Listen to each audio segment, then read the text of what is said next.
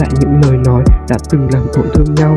Lời ca vẫn chưa kịp hát, giờ thì phải chôn sâu tất cả nỗi buồn. Làm ơn hãy giữ riêng tôi, để em mãi mãi luôn luôn vui vẻ và giữ nụ cười ở trên môi. Nhớ về căn nhà nhỏ, hai đứa đang vun đắp. Nhớ về những ngày bệnh, có một người chăm sóc. Điếu thuốc cháy đã tàn, nỗi buồn vẫn chưa vơi. Whisky ở trên bàn, nhưng mà em chưa tới, baby.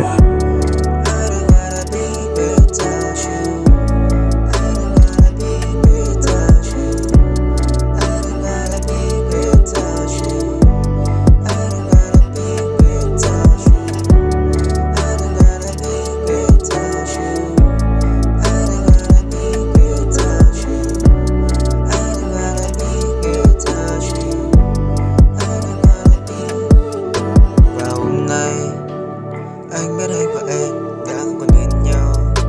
Chai whisky còn đây uống say càng thêm đau. Tình ta dần phai màu, bởi vì những năm tháng ngày xưa phải mơ với nhau thật nhiều. Khiến nỗi đau càng nhiều, tình chúng ta thân tệ chẳng thiết tha suốt lệ suốt ra. Ta chia xa.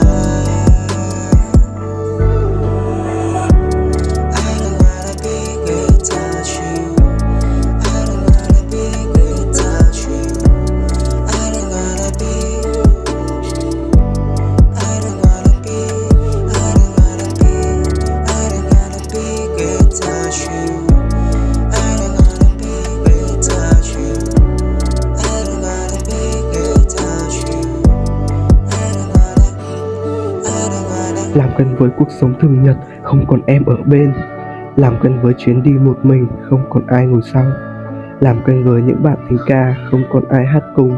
Và làm quen với những ngày trời mưa, ta không còn ở cạnh nhau, em ạ.